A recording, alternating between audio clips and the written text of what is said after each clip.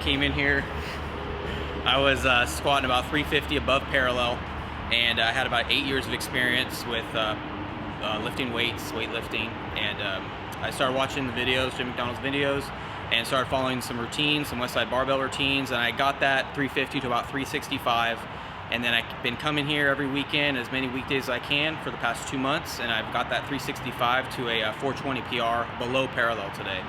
So by following the system and watching the videos and learning what I can, I've increased my PR quite a bit.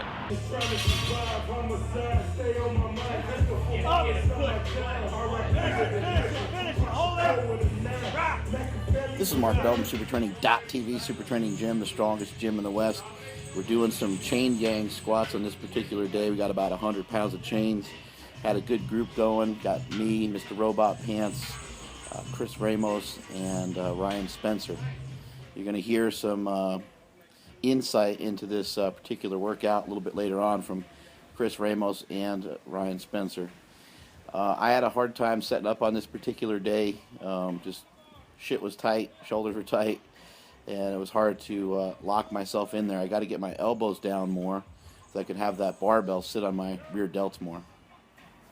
Well, today's intent for the squat session was to remove some of the heavy contrast that we used last week. Last week we used 200 pounds of chain, this week was only 100 pounds. And this is to let the body adjust to more straight weight and work more on stabilization and a little bit more, adding a little more weight in the hole. I was able to add a few more pounds in the hole and still complete the lift with ease. And we were able to complete that for today. Well, I'm about 2 weeks out from my meet, so I just really want to get a feel for the knee wraps. I don't wear knee wraps that frequently, so I figured today would be a good day to actually test them out. Try not to go too heavy, and even keep the number of sets low. I actually probably did go a little heavier than I anticipated, but I still got some good work in, the weight moved fast. So basically I started with about 335 with no chain weight, then I moved that up to 395 and added about 80 pounds of chains and did that for 2 sets of 2. And then I went up into, I think it was 395, and then we added 100 pounds of chains. Did that just for 1 rep, and really just trying to get the feel of the knee wraps again. And I actually added knee wraps. I think at that point is when I finally added the knee wraps. And then I went up to 4, I think it was 425, and I did that for a single, and then I went up to 445 and did that for a single. Felt good. I feel like I just wanted to make sure I go in injury-free, keep my hips loose and my knees strong. That's what I did today. Here I am attempting 600 pounds. Like I said earlier, I'm having a hard time setting up on this day. Shoulders are tight, plus Dick Lickerson's giant stomach's in the way. And every time I try to go to push my hips back, I keep hitting it in that squishy belly of his. The bar kind of rolls up on me right here as I go to come up. So that's something I got to really work on. I was 600 pounds and 100 pounds of chains. This is Chris Ramos's top set. This is 645 pounds. And 100 pounds of chains, so it's around 745 at the top. A little shift at the bottom there, but good explosive strength nonetheless. He's able to still grind through that. Here's a good strong squat by Spencer. I'm not sure what the weight is here, but he's been working real hard as he's preparing for the meet November 2nd.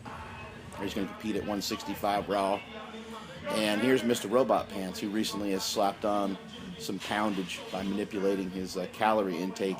He's following a bodybuilder type diet, much like myself, eating a lot of carbs, a lot of protein, and minimal amounts of fat. A couple of working sets. Took a set at about 550. Took one at about 600, which is another working set, and the final was about I believe it was 645. And how much chain? And all of that was with 100 in chain. We added the 100 pounds in chain at about maybe 350 to 400 pounds bar weight. I'm not sure what weight this is for Chris, but he handles this one pretty good. Having him almost slow down a little bit has been a huge game changer for him in terms of him having the ability to still have a chance to make the squat. Sometimes he was going too haphazard and too crazy going into the squat. Here I'm going for 600 again. I knew I had to come back and try it again. This is the great advantage of having good training partners and people around you. Have the confidence to try a big weight like that, even though it could knock you straight to the floor.